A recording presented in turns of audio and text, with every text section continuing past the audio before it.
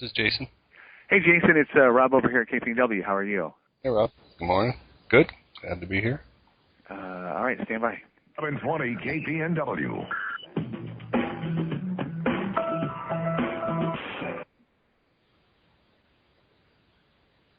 $8.27. So maybe you have been a victim of the economy and just not got the gig that you deserve and you want. Maybe you already have the gig and you're like, yeah, kind of was hoping for something a little bit more stimulating. Hopefully our guest can help you achieve your goals. His name is Jason Kanigan, and he joins us right now on the Kendall Celebrity Hotline. Jason, great to have you on the show. Morning, Rob. Out of curiosity, what is your background? Tell us your story.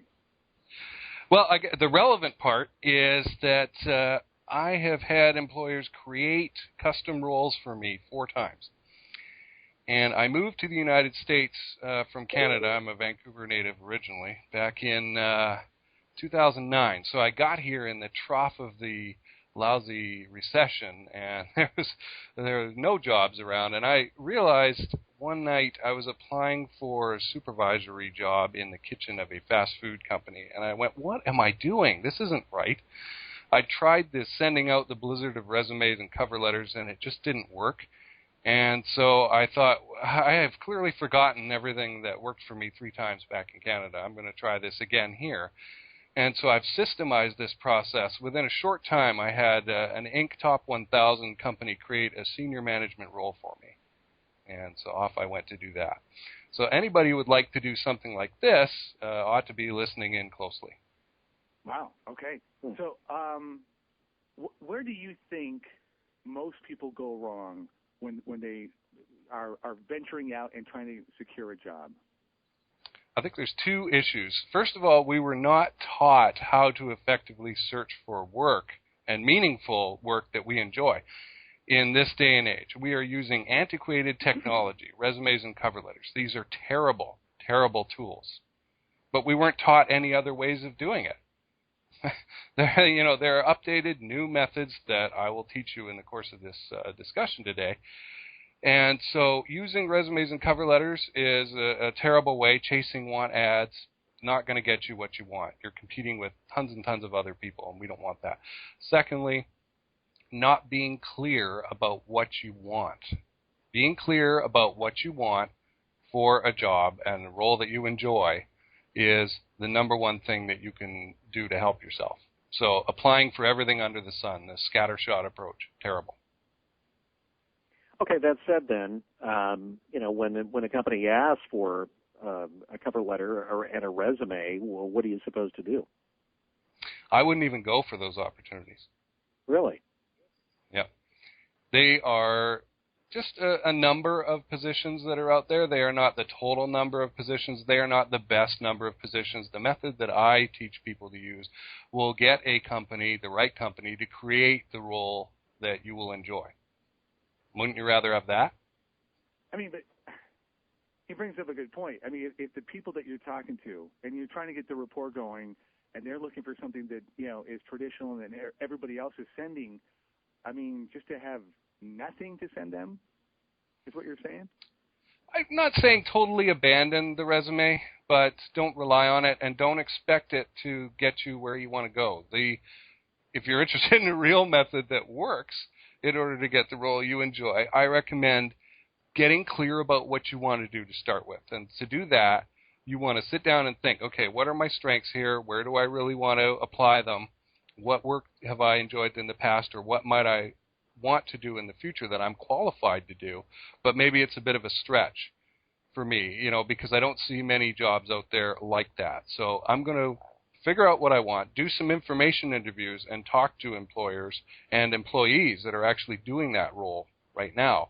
Figure out what kind of company I want to work for and target those.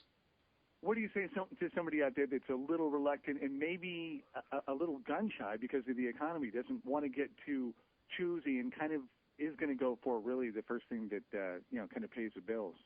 Right. You are in extreme danger there of becoming miserable. If you're not already, you will stay miserable if you are miserable. You have to be inspired by your work. And believe you me, it is a lot easier to get a company out there to create a job for you than you might think. Now, you've got to target the right kind of company. You don't want to go too small because those companies are probably having cash flow issues and they just started up and that kind of thing. And you don't want to go too big because those larger companies have kind of fossilized their bureaucracy and now there's all these hoops to jump through. You want a nice Goldilocks type company that's between about 10 and 45 people. They have it going on. They have the cash flow. They have people doing jobs. For them to create another job for you is no big deal. To move 60,000, 80,000 over from their budget, no big deal. They can go create that job for you. Is this assuming that somebody has the skills and qualities that are going to make somebody want to create a job for them? I mean, let's be realistic here. There's a whole lot of people in the workforce that are mediocre at best. I don't want to rain on anybody's parade. You ought to want to be, though, the best in your role, in your field. Well, and I agree with that. But what I'm saying is there are plenty of people out there that aren't. I want to play in the NBA. That's not going to happen. Yeah. Mm-hmm. So. Yeah, I agree with you guys. Yeah. So, I mean, essentially, so you teach somebody how to do this, and like I said, they're mediocre at best. They get this job that somebody's going to create for them. It seems like that probably on the other end, in HR, somebody is going to be called down on the carpet for hiring this person that really isn't all that.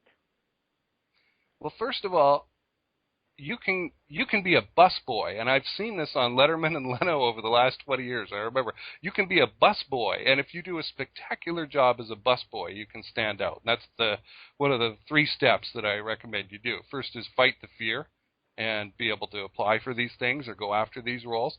The second thing is to stand out to potential employers, and that leads to what you were saying about the HR person getting in trouble. The HR person won't get in trouble because they won't be the one who hired you. The top dog is the person who hired you. The top officer of the company is the only person in an organization who has the ability to change the plan. Forget processes and procedures, forget budget. They do whatever they want. So you're not going to get in trouble. If you're just joining us, Jason is the author of a book called Get Hired Fast and How to Keep Yourself Respect While Doing It. You talk about a thing called the brief. What is that? Mm-hmm. It is a booklet. Now, this is what I would call intermediate technology between resumes and cover letters and what we can do online today. When I first created a brief, it was in 1997. The Internet was not really that big of a deal yet. People were not using it the way we're so accustomed to today. It is a booklet with I made mine. I had them printed up at the local UPS store, and it has a nice cover. It's got your letter in there saying what you want and what you can do to create value for the organization. Your resume's in there, your reference letters, any certifications you might have. I would get that into the hands of the person who had the power to hire me, and it worked. The best time it worked was 4 days turnaround from the time that I left one job and I was working at another. Very, very effective. Now, you can replicate this online today for free with a website, free blog, create some online content. Start shooting some videos with your iPhone. Start doing some phone interviews with professionals in your industry. Start writing some blog entries. There are many, many options to create content online, and then get this in front of decision makers who have the power to hire you, and you will differentiate yourself. This is part of that standout step in the process. Just out of curiosity, somebody off the email asked this question. Why did you leave Canada? My wife's family is here. And so she lived with me for a year in Vancouver and said, I miss my family. What do you want to do? So it was a pretty easy choice to make. Okay, so if Good that's for you. The marketing of, getting the, like you said, the cover letter and kind of getting the branding out there, what if you get your foot in the door and they want to bring you in for an interview? How do you go about that and become the success that you talk about? Okay, the key here is to be confident. Desperate people are scary to employers. If you're like grabbing onto their lapels and saying, oh my gosh, I really need this job, please, please, please help me, that is the equivalent of throwing job repellent into the room. They will be totally turned off by that. What if you are desperate? Don't show it. Hide it. conceal it. But think about it this way. If, say, the job you're going for is a $50,000 a year salary role, right? That employer actually has to create $100,000 in money in order to pay for you with all the benefits and taxes and all that. It's probably more. And they have to make a profit off of you and the value that you're bringing to the organization. So you would better be bringing in $250,000 in value to the organization. That's what you're worth, at least, for it to make sense for them to bring you on board. So you are worth a whole lot more than you probably thought in the past. And so walk with that confidence into the interview. Actually, all the power is on your side, especially if you've stood out using this process. They want you. There's only one of you. It's supply and demand. Supply is low. There's only one of you. Demand is high. They really, really want you. And so you have the confidence to walk in and name your price. Jason, are you available for a pep talk if somebody's getting ready to go in for one of these interviews? Can they talk to you for like a 5-minute session beforehand just to get pumped up? Because I think you could probably do a fairly good job. You think? I think the best way to get a hold of me is to email me at jason@jasonkanigan.com. I'm sure you guys will post something online about the spelling, KANIGAN.com. And I will just, you don't even have to go on Amazon Kindle to get the book. You email me, I'll send it to you. I'm not interested in the 33-cent royalty from Kindle. What I want is to help people and empower people. And tell me a little bit about your situation, and I'll do my best to help you. When we talk about social media, and we talk, everybody goes, Facebook first, and there's LinkedIn. I mean, there's several major players. Which ones have you found actually work and you would go after? The idea that you are going to put, hey, I need a job up on social media and you're going to get one is laughable. It's as laughable as it sounds. So I do not recommend doing that. It's more of that job repellent desperation, actually. And even putting that on your LinkedIn resume page is a terrible idea, your profile page. Terrible. Employers want to hire people who look employed already.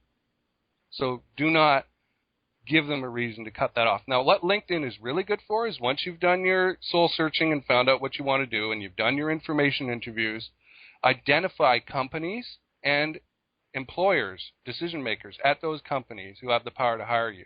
That is a great way to use LinkedIn as a tool. And then send them across some of that content that you created.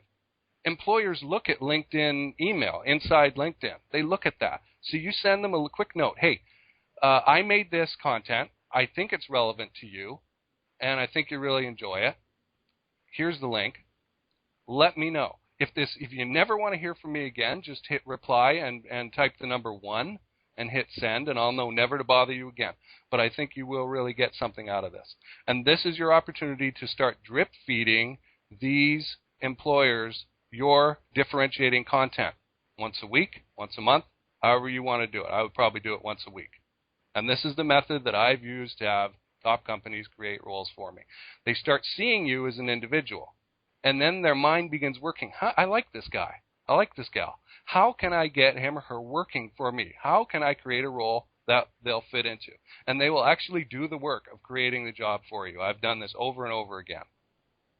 The people with confidence, you're not going to have a hard time jump starting. The people that don't have confidence and have maybe a poor self-image, they're going to have to get, I guess, to the point where they are so miserable and so unhappy in their current job that they're going to have to go, okay, I need something new, and that's when they're going to start the process. Right, or they're unemployed. Right.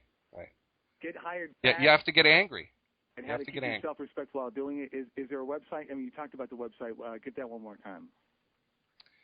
You could email me at jason@jasonkanigan.com, and I'll happily send it to you. I have an old blog called Kanigan.ca, which has some job hunting tips on it, free job hunting tips. Okay, wait a moment. Let's glean as we close the conversation. What is something, if somebody's done the soul searching and they're clear and they know what they want, what should they do today? How can they start the process? The dream gig? Sure. The next step is to book some information interviews with people doing this job and with company employers who you could go work for. And they're very simple to get. human beings love to share. They love to cooperate, and they love to show off how much they know. So these are actually way easier to get than you might be thinking. Even if you go into the company and use some of that company time sitting down with an employee, most employers are happy to let you do that.